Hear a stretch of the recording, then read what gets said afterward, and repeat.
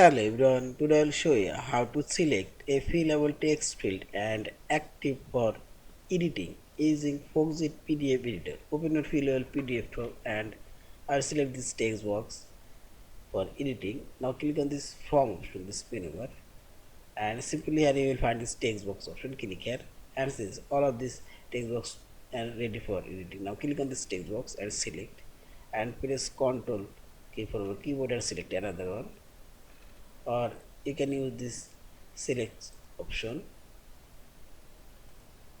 and drag your mouse cursor. You can select multiple text box and you can move them at once and see this.